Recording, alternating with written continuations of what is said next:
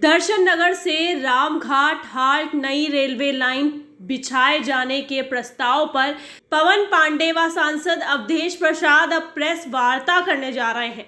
ये मामला स्थानीय निवासी व किसानों के घर गिराए जाने की आशंका से जुड़ा हुआ है। पूर्व राज्य मंत्री पवन ने कहा कि नई रेलवे लाइन को लेकर माझा, बरहेटा, जय सिंहपुर, मौनी बाबा के लोगों के मकान, गेस्ट हाउस, दुकान, जमीन सब रेलवे लाइन में जा रही है। लोकसभा चुनाव के बाद सरकार ने अपना प्रपोजल बदला है। पहले के प्रपोजल में महर्षि योगी के जमीनों से रेलवे लाइन गुजर रही थी, लेकिन अब इसका प्रस्ताव बदलकर किसानों के घर, जमीन, गेस्ट हाउस, उनकी दुकान सरकार गिराने जा रही है।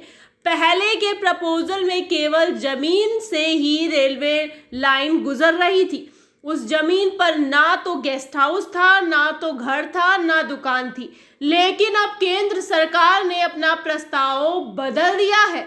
अब लोगों के घर व दुकान गिराने जा रही है। यहाँ पर पीछे हमारे सैकड़ों लोग खड़े हैं जिनकी जमीन, मकान, गेस्ट हाउस, दुकान सब जा रहा है। जो लोकसभा चुनाव के पहले का प्रपोजल था, 2024 लोकसभा चुनाव के पहले का, अगर आप चाहोगे तो अखबार के पन्ने हम आपको उपलब्ध करा देंगे, जिसमें वर्तमान सांसद द्वारा उस समय जो प्रेस की गई थी, है मेरे पास अखबार। उसमें रेलवे लाइन केवल जमीन से जा रही थी, ना कोई मकान था, ना कोई दुकान था, ना कोई गेस्ट हाउस था। महेश जोगी की जमीन उसके अगल बगल से। अब क्या मामला है? सपा नेता पवन पांडे ने आगे कहा, लेखपाल से लेकर मुख्य सचिव तक महर्षि योगी की जमीन से प्लाट खरीदे। जमीनों की बंदरबाट हुई, यहाँ जांच का विषय है। किन किन अधिकारियों ने महर्षि योगी की जमीन से प्लाट खरीदे हैं, समय आने पर हम सारे नाम खोलेंगे। जांच का विषय ये भी है, ट्रस्ट की जमीन बेची नहीं जा सकती है, तो अधिकारियों ने जमीन खरीदी कैसे? किसी ने अपने नाम लिया, किसी ने अपने रिश्तेदारों के नाम लिया। नमक कर्ज अदा करना था, इसीलिए अधिकारियों ने रेलवे लाइन की जगह बदल दी।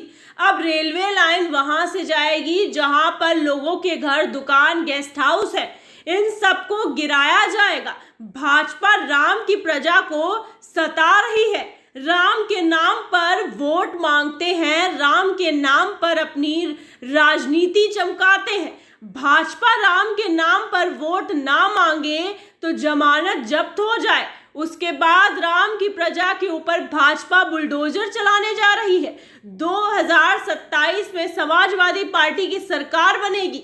राम मंदिर पर सुप्रीम कोर्ट का फैसला आने के बाद जितने अधिकारियों ने भाजपा से मिलकर जमीनों की कालाबाजारी की है, उसकी जांच करवा कर उनके खिलाफ कार्रवाई होगी और जेल भेजे जाएंगे। लेखपाल से लेकर और प्रमुख सचिव तक ने, मुख्य सचिव तक ने उस जमीन को लिया। जमीनों की बंदरबाट हुई। अब ये जांच का विषय है कि किन किन अधिकारियों ने महेश जोगी की संस्थान से जमीन लिया। उस ट्रस्ट के द्वारा जमीन उपलब्ध कराई गई।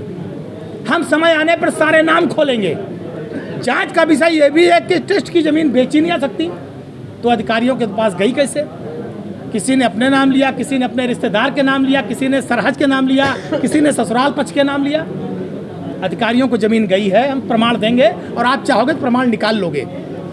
तो जब अधिकारी ओबलाइज हो गए, जमीन उनको मिल गई, तो उन्होंने क्या किया? भाई, नमक का कर्ज तो अदा करना था, जमीन लिए हैं, तो उन्होंने उनकी जमीन जहाँ से रेलवे लाइन जाना था उसको हटा दिया, पुराना अलाइनमेंट खत्म कर दिया।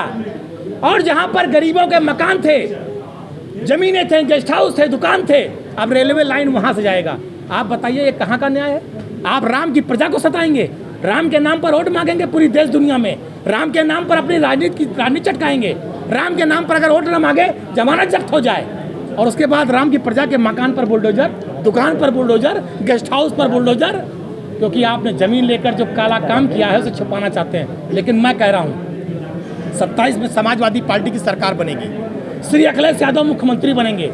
ये जितने अधिकारी मंदिर का सर्वोच्च न्यायालय का फैसला आने के बाद प्रॉपर्टी डीलरों से मिलकर जमीन की कालाबाजारी किए हैं, किसानों को सताए हैं, व्यापारियों को सताए हैं, अयोध्या में रहने वाली राम की प्रजा को सताए हैं, उसके मकान और ज़मीन का सौदा किए हैं, सब जांच कराकर कार्रवाई करेंगे और जेल भेजेंगे ऐसे अधिकारियों को, ये मैं कहना चाहता हूँ। Bureau report, national news now.